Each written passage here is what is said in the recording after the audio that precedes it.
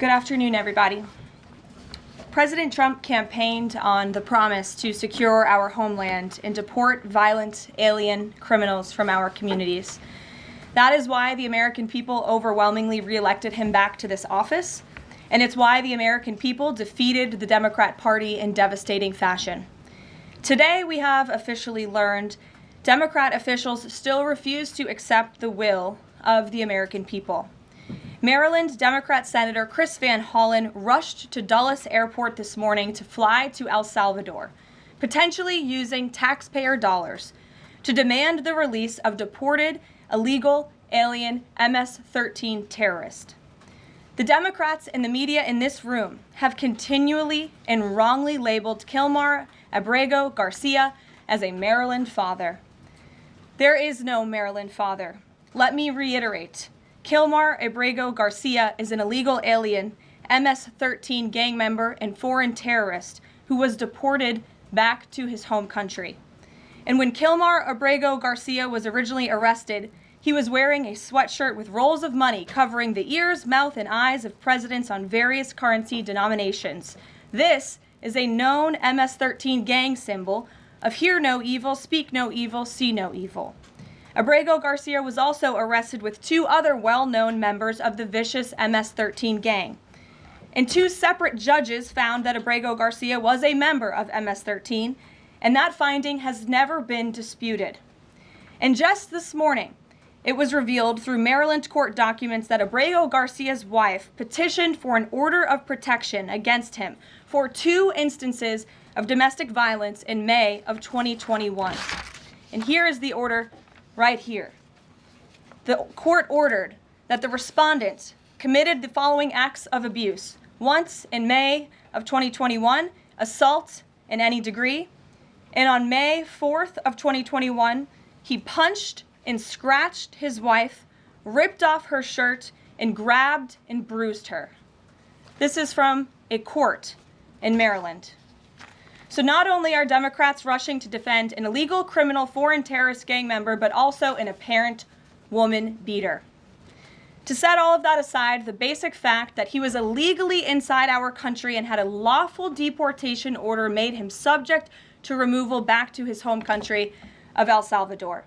And if he ever ends up back in the United States, he would immediately be deported again. Nothing will change the fact that Abrego Garcia will never be a Maryland father. He will never live in the United States of America again. And the United States Supreme Court ruled unanimously that the President of the United States and the Secretary of State could not be compelled to forcibly retrieve this citizen of El Salvador who is currently locked up in a maximum security prison in his home country due to his MS-13 membership. To remind the media and the Democrat Party, MS-13 are among the most vicious and dangerous individuals in this world. They pose a direct threat to the United States, El Salvador, and any other country who maintains basic law and order. MS-13 rapes innocent girls and women, runs sex trafficking operations, murders for sport, and terrorizes law-abiding people. That's why El Salvador President Bukele made it clear this week that he will not be releasing this MS-13 gang member from his prison. But that is not enough. All of that is not enough to stop the Democrat Party from their lies. The number one issue they are focused on right now is bringing back this illegal alien terrorist to America. But where are the Democrats applauding the fact that southern border crossings just hit a historic low? Where are the Democrats supporting our brave men and women of law enforcement who are putting their lives on the line every single day to arrest the violent illegal alien invaders that the previous administration allowed into our country? And where are the Democrats when innocent Americans are victimized by illegal criminals that Joe Biden let in?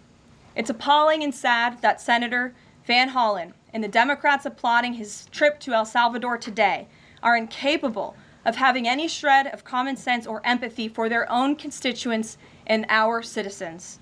Nobody knows this more than the woman standing to my right, Patty Morin, whose beautiful daughter Rachel was brutally maimed and murdered at the hands of an illegal alien in August of 2023. Patty no longer has her daughter because of the failed Democrat Party's open border, and these are policies that President Trump is bringing an end to. Patty should not have to be here today, but she is, and we are grateful and we are honored for her willingness and her request to share her powerful story with the world. Thank you, Patty, for being here. Thank you. A lot of you don't know the whole story about Rachel and about the crime that was committed against her. Even us, her family, we didn't know all the details.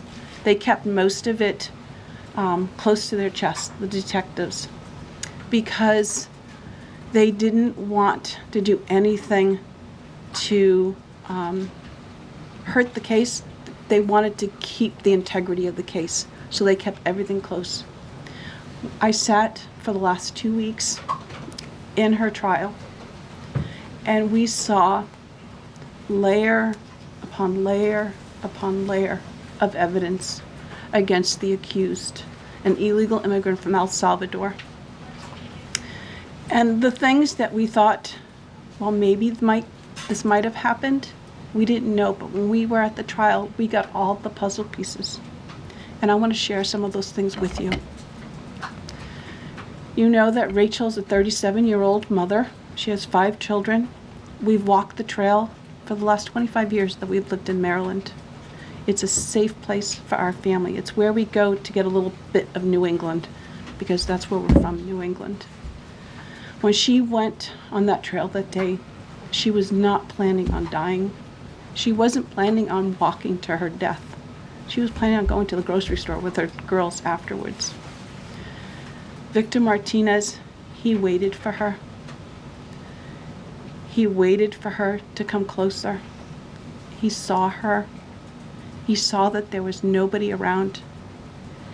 He attacked her. He dragged her 150 feet, blood gushing from her head.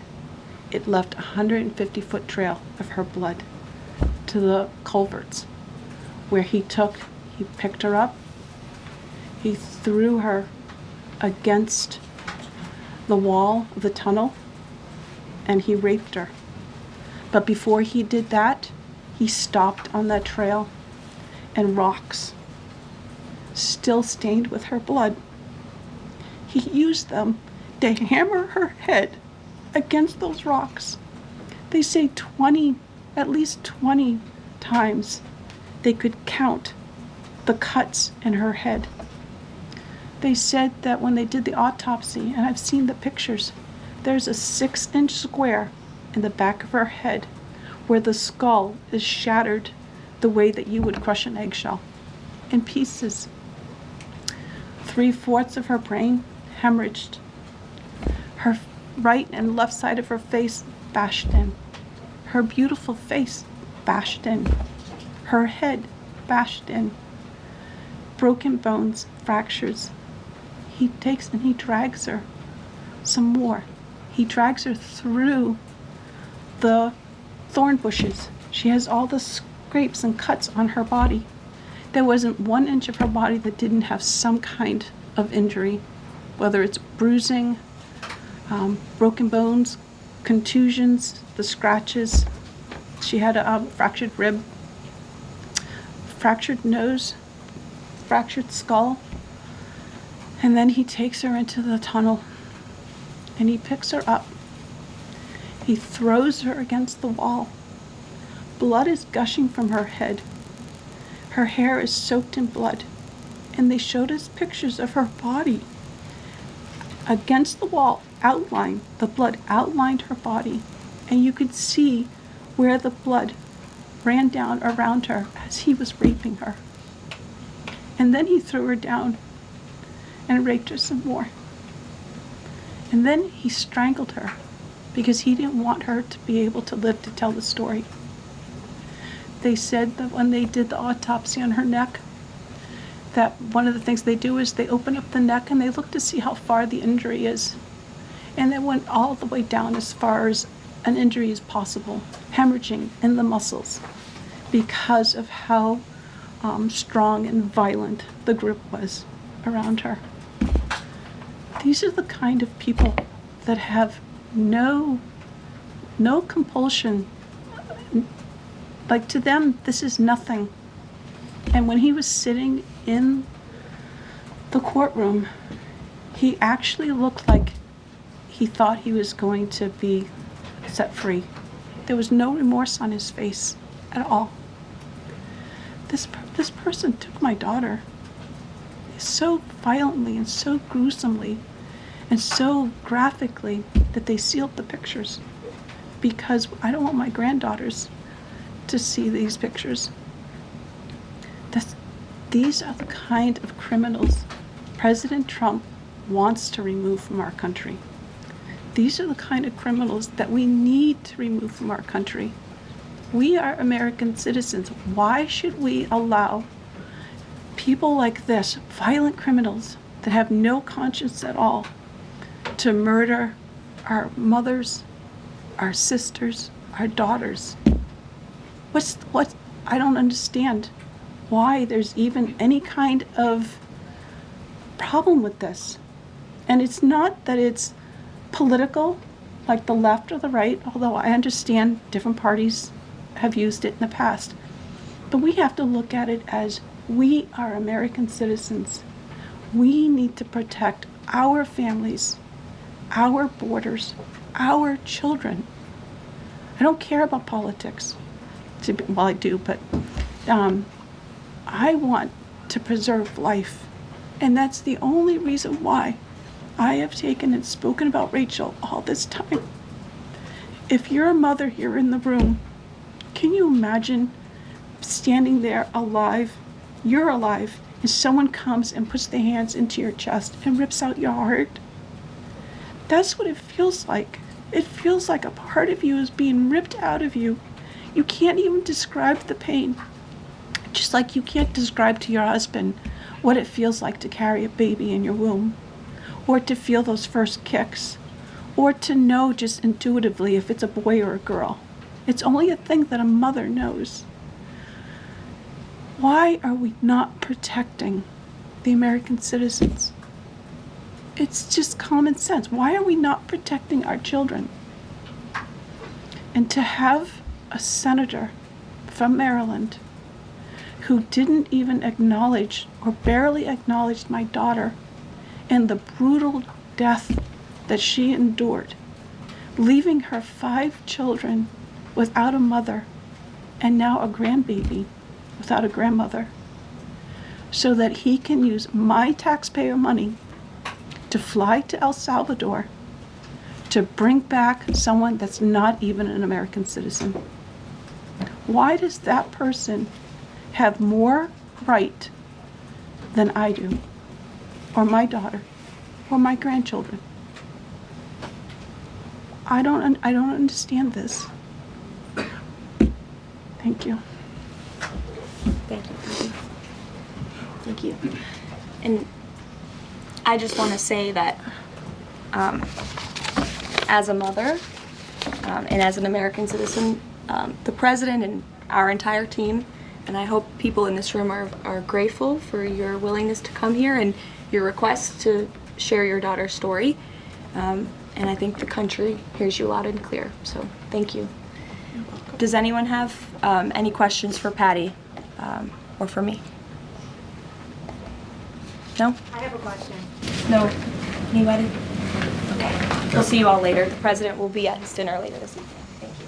Thank you for being here, Ms. Morin. Thank you. Thank you. Thank you. Thank you. Please, Thank you. So sorry for your loss. thank you. Please tell the truth. Exactly. Tell the truth. Yeah. Tell like how violent it really is. This is about protecting our children.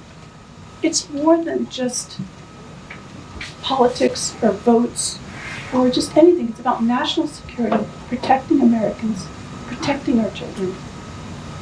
Thank you. And thank you for listening. Thank you. Thank you.